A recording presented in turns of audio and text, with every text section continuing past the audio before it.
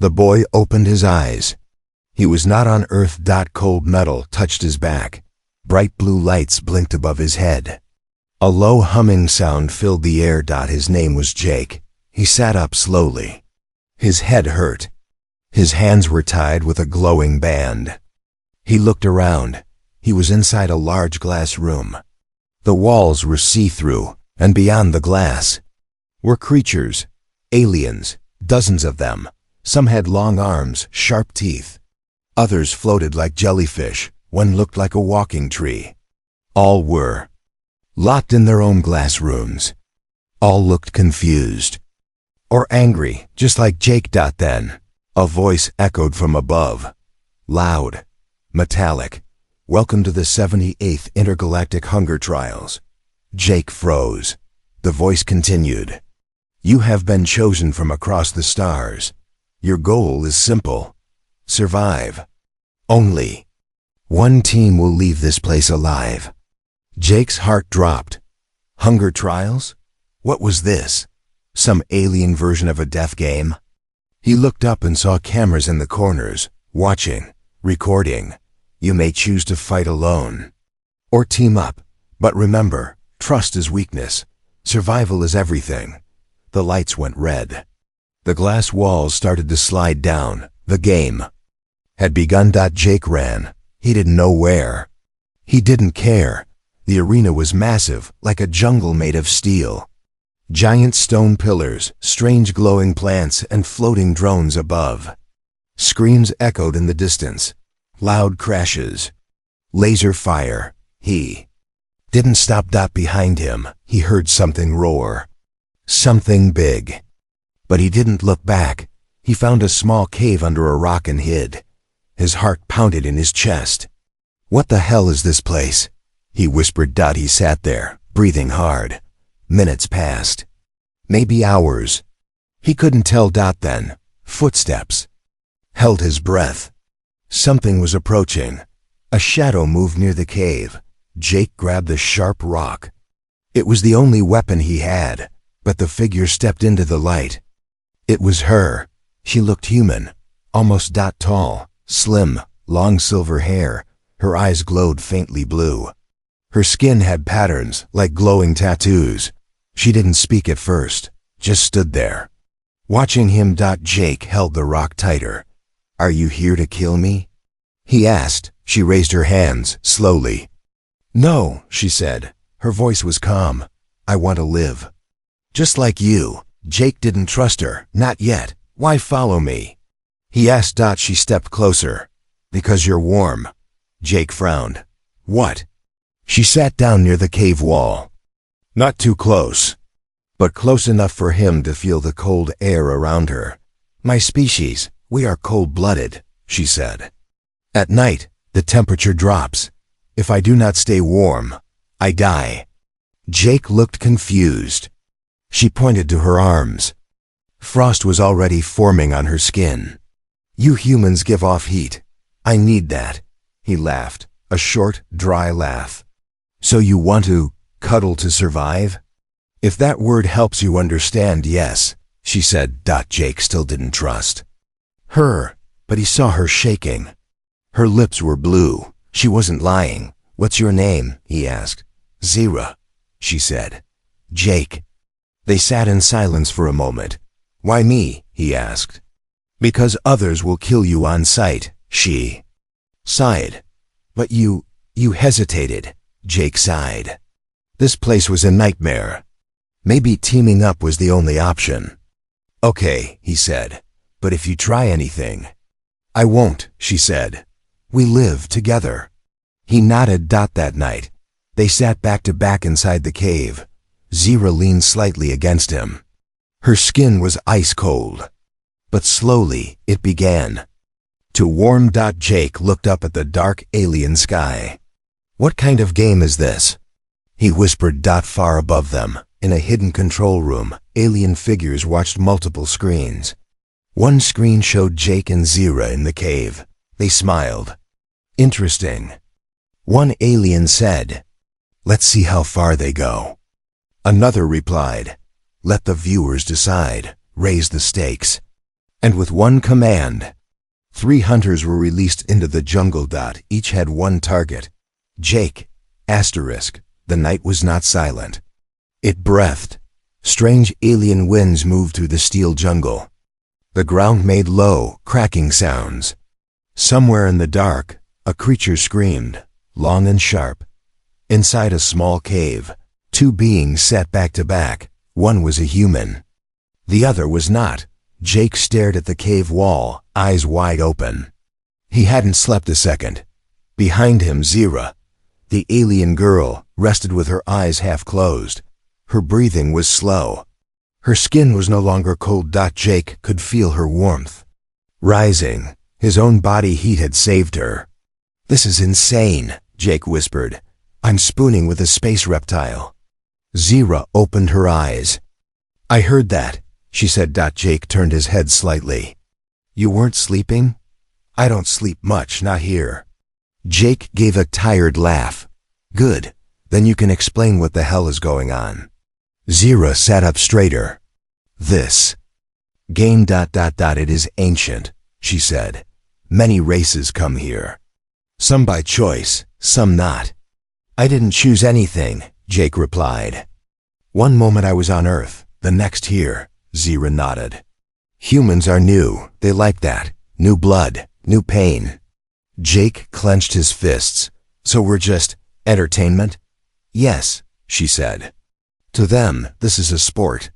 A show. A way to gamble." Jake stood up and looked out of the cave. "Sick bastards." Zira stayed seated, her voice calm. "If you want to survive, we make a pact, a deal." Jake raised an eyebrow. "Go on." Zira touched the cave wall, her fingers tracing symbols only she could see. "We team up. Your heat keeps me alive. My knowledge keeps you alive." "Knowledge?" She turned to him, eyes glowing faintly. "I know the map. I know some traps. I know what's coming." "And what is coming?" Jake asked. Zira stood. Now slowly with grace, her voice dropped. "Hunters." Jake went still. "What kind of hunters?" "Big ones, strong, fast. They were released when we joined together." Jake laughed nervously. "You mean we cuddled, and now something wants to kill us?" Zira nodded. "Not something, 3 things. They left the cave before sunrise. The jungle was darker than before. Trees made of crystal. Ground made of bone. Strange insects glowed underfoot. Jake walked behind Zira. She moved fast, but silent, like she belonged here. "So," Jake said, "why help me? You could have left me to die." Zira paused. "I tried playing alone before," she said. "Didn't work. So I'm just a strategy?" Jake asked. She turned her head slightly. "You're a warm strategy." Jake rolled his eyes. "Thanks. That makes me feel so special." Suddenly, boom! The ground exploded behind them. Jake flew forward, landed hard. His ears rang. Zira grabbed his arm and pulled him up. "Run!" A huge shadow moved through the smoke. 8 feet tall, armored, glowing red eyes. Hunter 1. It let out a deep mechanical growl. A metal spear launched from its wrist. Zira pulled Jake just in time. The spear hit a tree, slicing it in half. They ran into the ruins, ancient alien structures overgrown with moss and light vines. "This way!" Zira shouted. They reached a narrow path between 2 stone walls. "Only one can fit at a time," she said. "You sure this is a good idea?" Jake asked. "No," she replied, "but it slows them down." Jake went first, squeezed through. Behind him, the hunter roared. Suddenly, Zira stopped moving. "What's wrong?" Jake shouted. "Look," she said. Her hand pointed at the wall. Symbols were carved there, old, glowing blue. "This is a safe zone," Zira said. "If we can activate it." "They can't come in." Jake stared at the wall. "How?" Zira looked at him. "With heat. From you." Jake blinked. "You're kidding." "Touch the mark," she said. He placed his palm on the symbol. Nothing. Zira stepped closer. took his other hand, placed it on her chest near her heartbeat. Now focus. The wall lit up. A field of blue energy grew around them. Just in time, the hunter arrived at the edge of the zone and stopped. It hissed, but it could not cross. Jake fell to the ground, exhausted. So, we're safe? For now, Zira said. He looked up at her. This deal of yours, it better be worth it. She smiled for the first time. It will be, if you don't die. Far above, in the control room, the Watchers were not happy. They found a safe zone. Activate Hunter 2. A second hunter stepped from the shadows. Bigger, smarter, invisible. The jungle wasn't silent anymore. It was listening. Jake didn't know how, but he could feel it, like the trees had eyes, like the ground was awake. And something unseen was following them.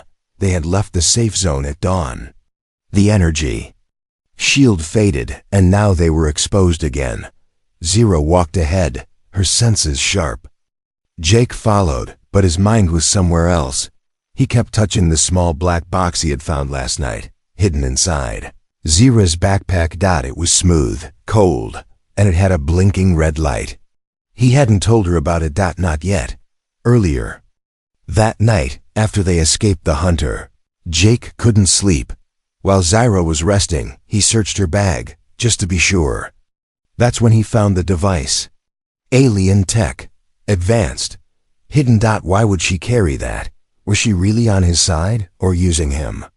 Now walking behind her through glowing vines and whispering plants, Jake felt a knot in his chest. Zira, he said, can I ask something? She didn't look back. You're already asking. Where did you learn all this stuff?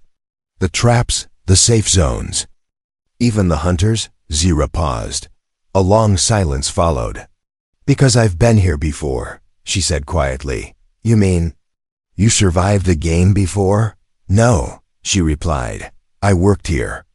Jake stopped walking. What? She turned around slowly. I was part of the system, years ago. I helped build the arena. So you're one of them?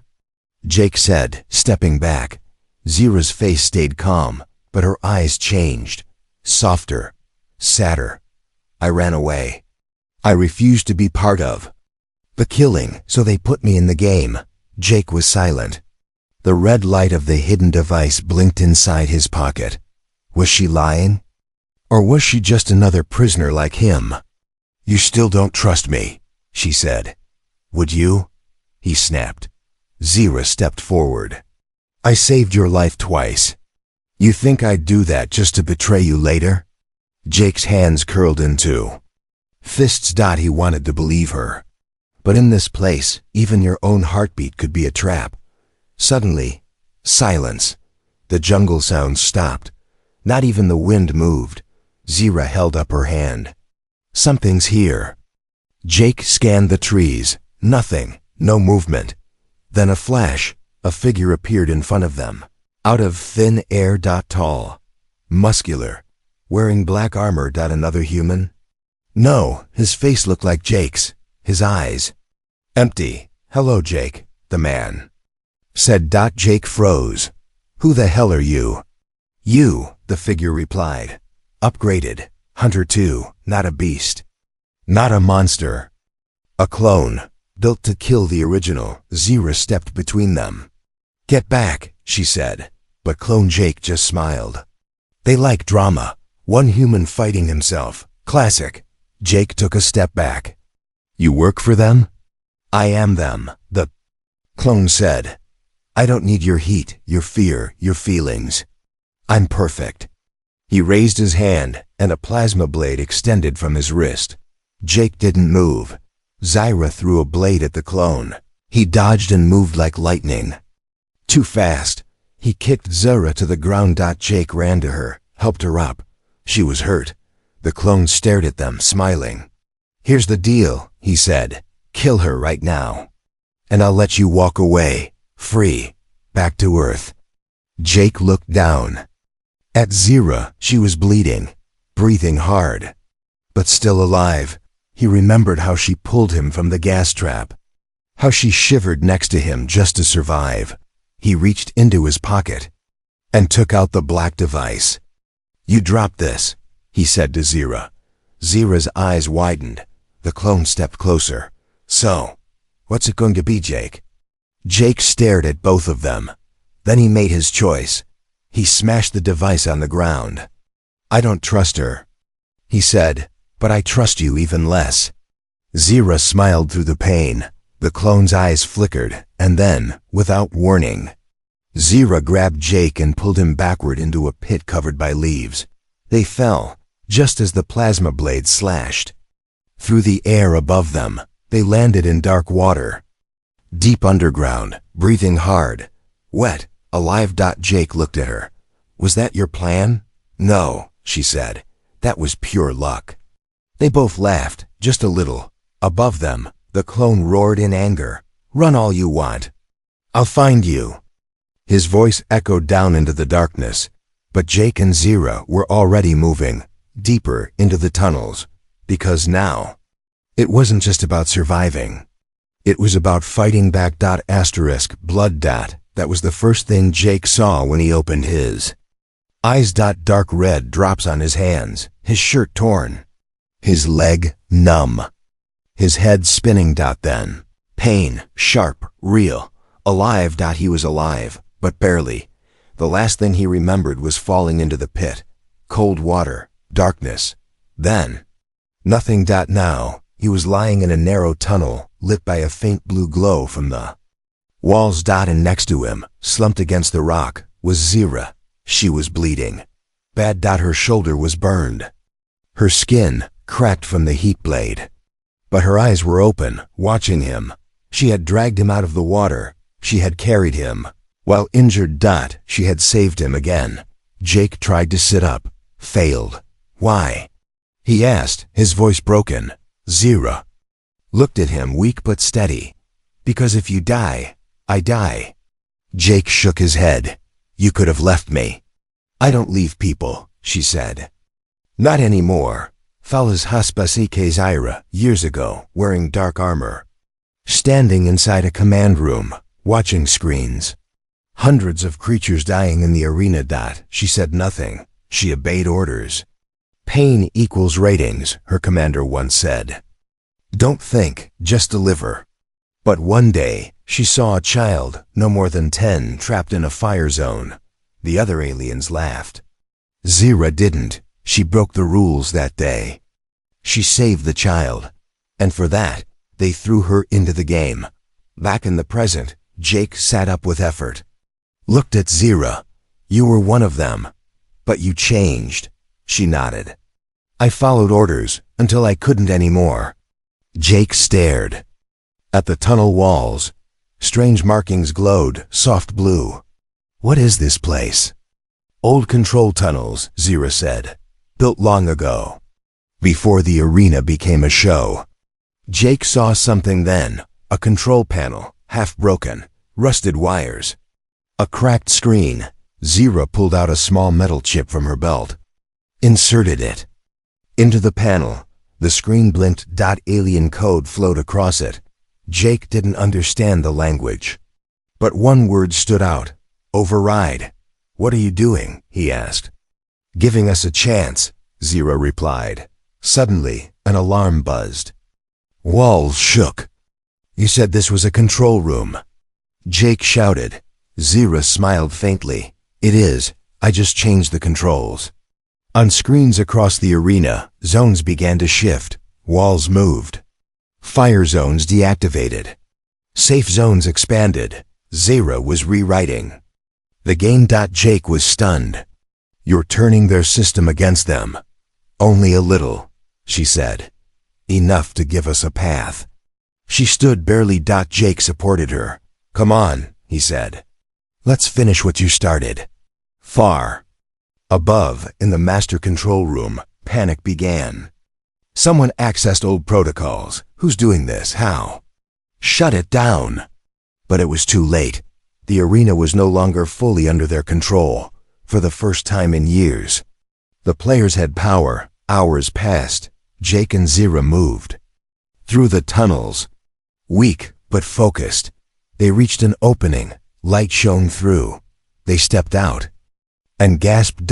They were in the heart of the arena. Tall towers, glowing pillars, thousands of tiny drones flying in circles above. And in the center, a giant glass chamber, pulsing with red energy. Zyra whispered, "That's the core. The heart of the system?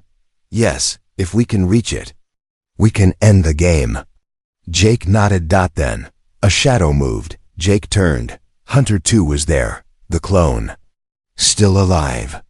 Still hunting. This time he was burned, damaged, one arm missing. But still deadly. He didn't speak. He just charged. Jake ran forward, distracted the clone, fought with all his strength. Took hits, gave some back, but he couldn't win. The clone was stronger. Zyra watched, then limped toward the core. She began entering codes. Fast, fingers shaking.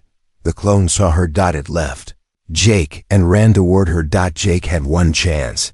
He grabbed the metal rod from the ground and threw it with all his might, straight into the clone's back. It didn't kill it, but slowed it enough. Zyra turned, pressed one last button. The core lit up. "Code accepted," the system said. "Shut down in 5, 4, 3. The clone reached Zyra and struck her down with one final hit, but it was too late. The system collapsed. Lights died. Drones fell from the sky. Screens shattered. Silence. Jake crawled to Zyra, held her in his arms. "Stay with me," he said. "We made it." She looked up at him, weak, smiling. "Told you. I don't leave people anymore." He was born without a mother, without a past, without a name, just a body, just a mission.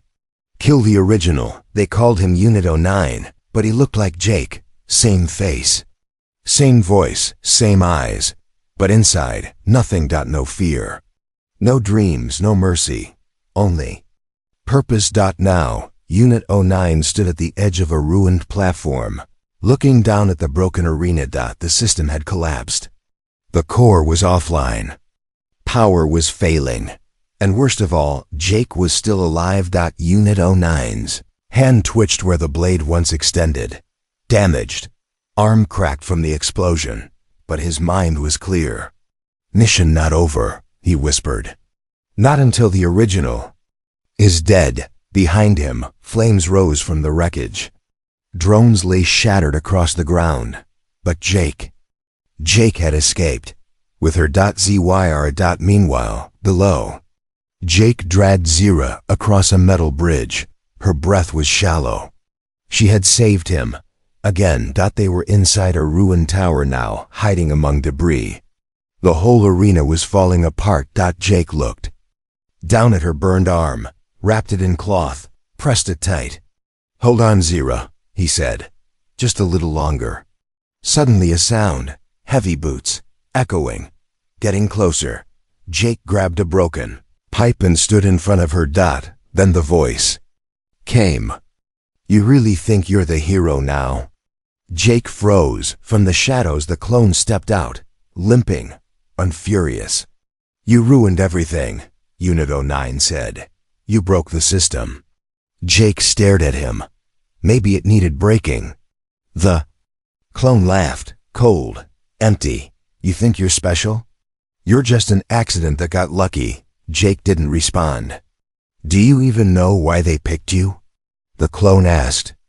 "Because I'm human?" Jake replied. "No," the clone said, stepping closer. "Because you're boring, predictable, easy to watch." He tapped his head. "But me? I was built to be perfect.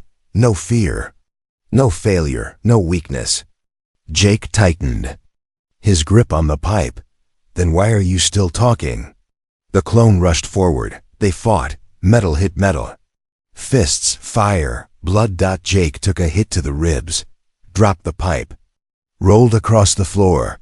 The clone raised his foot to crush his skull, but Zyra threw a rock. It hit the clone's face. He turned, furious. But that second was enough. Jake lunged, grabbed the loose power cable, and shoved it into the clone's side. A burst of sparks. A scream. The clone fell, shaking. Jake grabbed Zira and ran out. They found a lift, barely working. It creaked as it rose to the surface. Above them, the night sky of the alien planet stretched wide and empty. Zira looked up weakly. "We're not safe yet." "I know," Jake said. "He'll come again." Jake didn't answer, but in his hand, he held the clone's broken blade. Back in the ruins, Unit 09 twitched, eyes glowing red. Body repairing itself. He stood, slow and steady. "One chance left," he whispered. "No more speeches. No more games." He looked up at the stars. "I'm coming, Jake. And this time, I finish it." Asterisk, the message was simple. Protocol breached. Unauthorized override. Subject, Zyra 17. Status, alive. Arena core offline. Broadcast interrupted. Send the Reaper. The order flashed across a dark screen in a cold, silent room, deep in the orbiting control station. Above the arena, a figure watched from the shadows, face hidden. Skin pale blue. Eyes like burning glass. She had been waiting for this moment. "She finally did it," the figure whispered. Zyra remembered who she was. She turned and pressed her hand against a smooth console. A hidden door opened. Inside, rows of weapons. And one small red cube. She took it. "Time to finish what we started." Back on the surface, Jake and Zyra sat beside a cracked satellite dish on high ground. The wind blew softly now. The chaos had paused for a moment. Zyra looked tired, pale, but alive. Jake stared at the alien sky. "I thought this would end when we destroyed the core," he said. "It's never that easy," Zyra replied. "This place, it's bigger than the game." Jake looked at her. "You're hiding something." Again, she nodded. And then she told him the truth. Zyra's past was not just about the game. She wasn't just a worker or a tech designer. She was part of something else. The rebellion. Years ago, she had joined a secret movement. A group of scientists, soldiers, and former champions, trying to expose the truth behind the hunger trials. "This isn't a game for entertainment," she said. "It's a test, a filter." Jake frowned. "A filter for what?" "For species that might one day challenge the rulers. The ones who built this place. So, if someone survives, they're seen as a threat?" "Yes," she said. "And threats are erased." Jake stood up angry. "So we're not just supposed to die. We're supposed to fail." Zyra nodded. "But we didn't. And now they're afraid." Suddenly, the ground shook. A massive ship descended from the sky. Sleek, silent, black as night. Jake grabbed Zyra's arm. "That ship doesn't look like a rescue." Zyra's face went cold. "It's not. It's the Reaper. The Reaper, not a person. Not a hunter.